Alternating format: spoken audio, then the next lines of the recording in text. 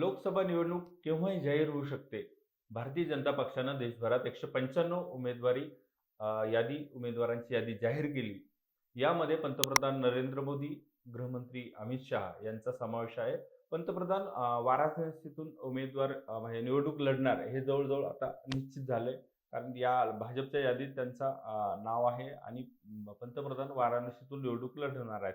या यादीमध्ये विशेष म्हणजे महाराष्ट्राचे एकाही उमेदवाराचा उल्लेख नाहीये. कारण महाराष्ट्र वगळून ही यादी जाहीर झाली. आता महाराष्ट्रात भाजप, त्यानंतर शिवसेनेचा शिंदे गट, राष्ट्रवादीचा अजित पवार गट या 3 पक्षांचं सरकार आहे. त्याच्यामुळं या 3 पक्षांची विचार-विनिमय करून खरं तर जागा ठरवल्या जातील.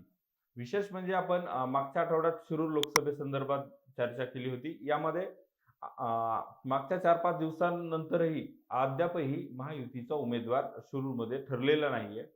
कारण ही जागा आपसुकपणे राष्ट्रवादीच्या वाट्याला आहे.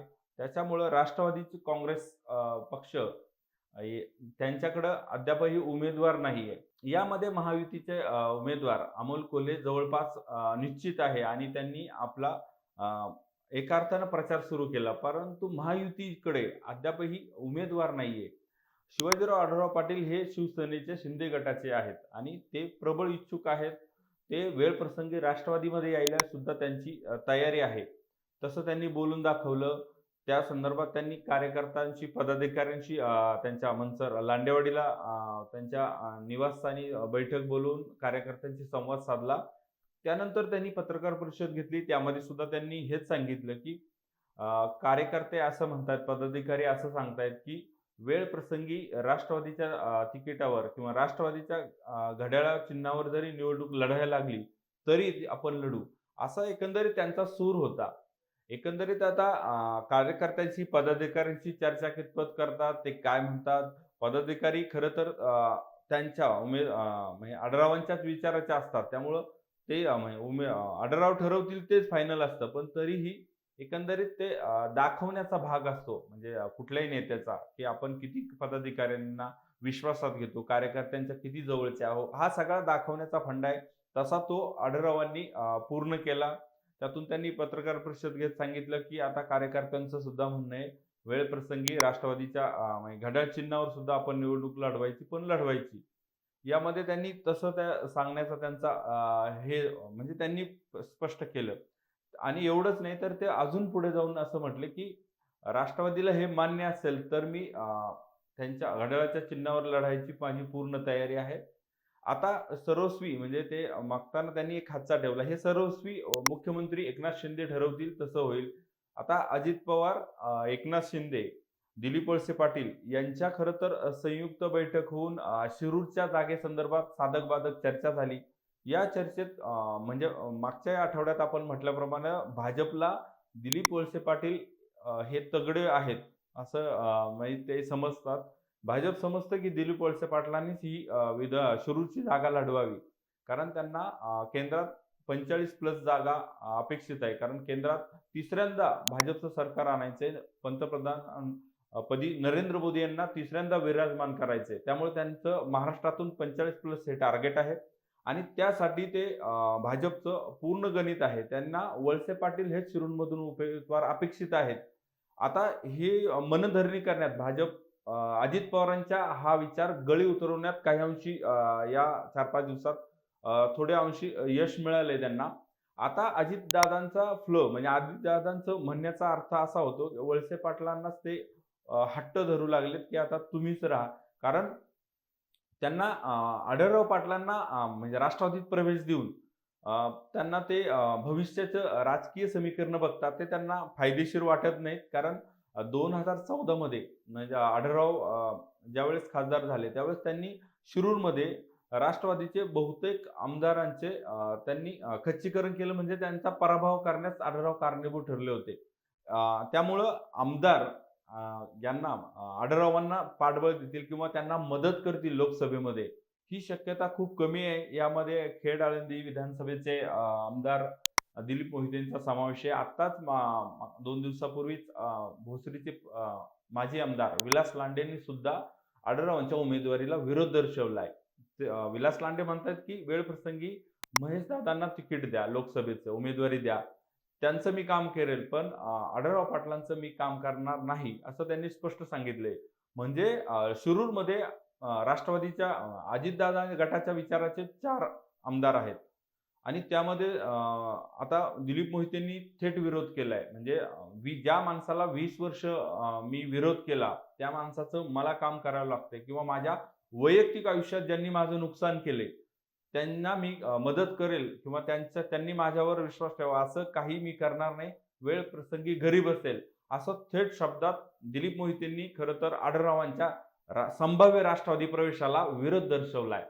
आता दिलीप मोहितेंचा विरोध, त्यानंतर लांडेवाडीत झालेल्या कार्यकर्त्यांशी, पदाधिकाऱ्यांशी बोलल्यानंतर आढळरावांनी जी पत्रकार परिषद घेतली, त्यामध्ये आढळरावांना हा प्रश्न विचारण्यात आला, की तुम्ही दिलीप मोहितेंचा विरोध आहे, तर तुम्ही कसं करणार? तर त्यांनी सांगितलं, की दिलीप मोहितेंचं आणि माझं वैयक्तिक असं काहीही अ, कटुता नाहीये. मी त्यांची मनधरणी बसून आम्ही समोपचाराने हा विषय मिटवू शकतो. पण प्रत्यक्षात हे किती शक्य आहे का? तसं ते शक्य नाहीये. आणि दिलीप मोहिते, त्यांचे कार्यकर्ते आणि खेडचं राजकारण अजूनही त्यापेक्षा निराळं आहे. दिलीप मोहिते आणि आढळराव यांचा संघर्ष खूप वरवर जरी वाटत असला तरी तो खूप खोलात आहे. आढळरावांचे जे कार्यकर्ते आहेत, भगवान पोखरकर असं हे यांचं आणि दिलीप मोहिते यांचं सख्य नाहीये. त्यांचा तो जो टोकाचा विरोध आहे, तो कधी मावळेल असं सध्या तरी वाटत नाही. पण सांगता येत नाही, राजकारणात काही घडू शकतं. पण सध्या तरी म्हणजे दिलीप मोहिते आणि आढळराव संघर्ष टोकाचाच आहे.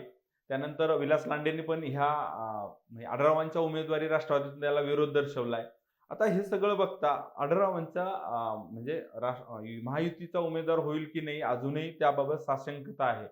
दिलीप मोहितेंचा त्याला विरोध आहे.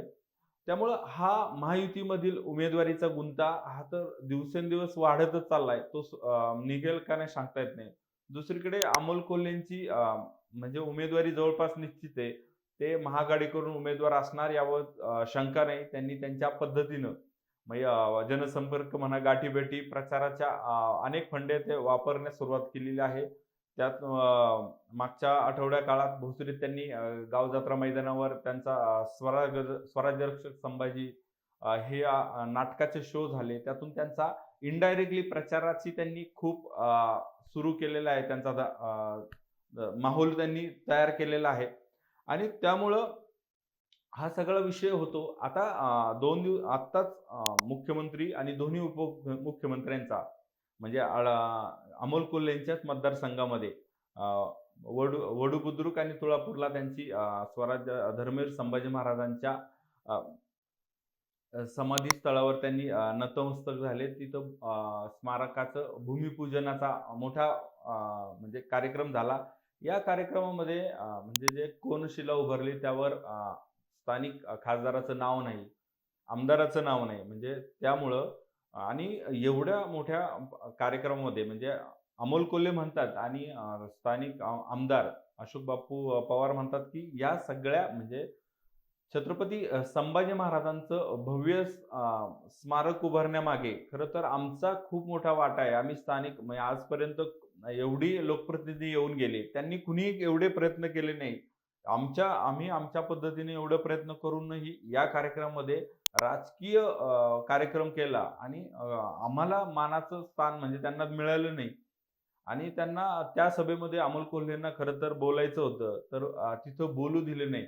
त्या सभेच्या वेळेस म्हणजे उपमुख्यमंत्री देवेंद्र फडणवीसांचं भाषण सुरू असतानाही अमोल कोल्हे आणि अशोक बापू पवार यांनी काढता पाय म्हणजे मैदान स्टेज सोडून दिलं आणि ते नाराज होऊन निघून गेले. ही सगळी चर्चा असताना आता सगळं हा सगळा गणित म्हणजे वळसे पाटील वळसे पाटलांची मनधरणी अजितदादा करतायत, की तुम्ही उमेदवारी हे करा. या सगळ्यामध्ये म्हणजे शिरूरचा उमेदवार ठरवण्यामागे वळसे पाटलांचा रोल खूप महत्त्वाचा राहणार आहे. कारण आढळराव राष्ट्रवादीत येतील की नाही, त्यांना उमेदवारी मिळेल की नाही, याबाबत आजही साशंकता आहे. त्यानंतर कारण दिलीप मोहिते, विलास लांडे यांचा विरोध बघता आणि एवढंच नाही तर अंतर्गत अजूनही अन्य तालुक्यामध्ये म्हणजे जुन्नर असेल, त्यानंतर आंबेगावमध्ये असेल, शिरूरमध्ये, हडपसर, भोसरी ह्या सगळा विचार करता आढळरावांना सगळी जमेची बाजू आहे किंवा सगळं पॉझिटिव्ह आहे असंही काही नसणार आहे. कारण जर 20 वर्ष विरोधात काम करावं लागलं असेल स्थानिक कार्यकर्त्यांना, पदाधिकाऱ्यांना, तर त्यांना आढळरावांसाठी सगळं काही जमेची बाजू आहे असंही म्हणता येणार नाही. त्यांना तसाही विरोध राहणार आहे. उलट विलास लांडे, दिलीप मोहिते यांनी थेट त्यांना विरोध दर्शवत त्यांना म्हणजे पक्षामध्ये घेऊ नका हे स्पष्ट सांगितलेलं आहे. आता ही सगळी गणितं बघता आढळराव काय करतात पुढची गणितं? अजित पवार, एकनाथ शिंदे हे आढळरावांच्या उमेदवारीबाबत किंवा त्यांना काय निर्णय घेतात हा मोठा विषय राहणार आहे. आता वळसे पाटलांच्या मतदारसंघात पण अजितदादा शरद पवारांची सभा झाल्यानंतर पुन्हा आता विकास कामाच्या निमित्तानं, भूमिपूजन उद्घाटनाच्या निमित्तानं अजितदादा सोमवारी ही सभा म्हणजे तिथं शेतकरी मेळावा होणार आहे. या मेळाव्यात काय परिस्थिती असते, वळसे पाटलांच्या उमेदवारीबाबत काही दादा बोलतायत का? किंवा एक चाचपणी करून मतदारसंघाची ते जातील. त्यांना एक अंदाज बांधतील का वळसे पाटलांना उमेदवारी द्यायची की नाही? कारण वळसे पाटील नेहमी त्यांच्या प्रकृतीच्या अस्वास्थ्याचं कारण पुढे देतात आणि लोकसभेपासून दूर राहतात. आता वळसे पाटील खरं तर ह्या शिरूरच्या लोकसभेमध्ये महत्त्वाचा रोल करणार उमेदवार कुणाला दिली पाहिजे हे सगळं त्यांचा विचारानं होईल. आता अजितदादांना सुद्धा भाजप आणि अजितदादा या दोघांचंही म्हणणं असं आहे की वळसे पाटलांनीच उभं राहावं. आता त्यांची मनधरणी करण्यात कितपत अजितदादा आणि भाजपला यश मिळतं का आढळराव पाटलांकडे परत उमेदवारीचा चेंडू येतो, ते राष्ट्रवादीत प्रवेश करतात. एवढंच नाही तर शिंदे गटाला म्हणजे शिवसेनेला ही जागा सोडतात का राष्ट्रवादी? पण ही शक्यता खूप कमी आहे. कारण एक राजकीय आकडेमोड बघता, गणितं बघता या मतदारसंघामध्ये अजितदादांचं प्राबल्य दिसत आहे. कारण त्यांच्या विचाराचे 4 आमदार या मतदारसंघात आहे. त्यानंतर भोसरीमध्ये विलास लांडेंसारखा त्यांचा तगडा सहकारी आहे. याशिवाय इतरही मतदारसंघांमध्ये म्हणजे हडपसर, खेड, आंबेगाव आणि जुन्नर ह्या 4 मध्ये अजितदादांच्या विचाराच्या आहेत. उर्वरित भोसरीमध्ये तर भाजपचे महेश लांडगे आहेत. ते महायुतीमध्ये सहभागी आहेत. राहिला विषय हडपसरमध्ये चेतन तुपे ते अजितदादांच्या विचाराचे आणि राहिला विषय शिरूरचा. शिरूरमध्ये शरद पवारच्या विचारांचे म्हणजे राष्ट्रवादीचे अशोक बापू पवार आहेत, पण ते शरद पवार गटात आहेत. आता ही सगळी गणितं बघता म्हणजे अजितदादांनी ह्या शिरूरकडे लक्ष दिलेलं पाहिलं बारकाईनं, तर ह्या मतदारसंघामध्ये अजितदादांसाठी खूप पॉझिटिव्ह आहे. इथल्या ग्रामपंचायती, स्थानिक स्वराज्य संस्था यामध्ये विशेषतः भाजप, राष्ट्रवादी यांचं प्राबल्य बहुतांशी ठिकाणी दिसतं. त्यामुळे हा मतदारसंघ राष्ट्रवादी आणि अजितदादा अजिबात सोडणार नाही. आता त्यामुळं म्हणजे आढळरावांना या पक्षात म्हणजे राष्ट्रवादीत घेण्याबाबत सुद्धा त्यांचा वैयक्तिक अजितदादांचाही काही अंशी विरोध राहील. कारण आढळरावांचा राजकीय इतिहास यामागचा पाहिला म्हणजे ते राष्ट्रवादीतून 2004च्या वेळेस शिवसेनेत आले.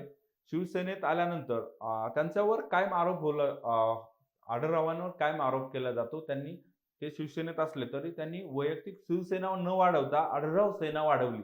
हा आरोप नेहमी आढळरावांना होतो. त्यामुळं यदाकदाचित आढळराव राष्ट्रवादीत आले. त्यांना उमेदवारी मिळाली. उमेदवारी मिळाल्यानंतर ते यदाकदाचित जिंकले आणि त्यांचा विजय झाला. तर पुढे जाऊन 2000 म्हणजे 10 वर्षापूर्वी 2014ला जे म्हणजे या शिरूरमध्ये बहुतेक आमदार म्हणजे राष्ट्रवादीच्या विरोधातले होते.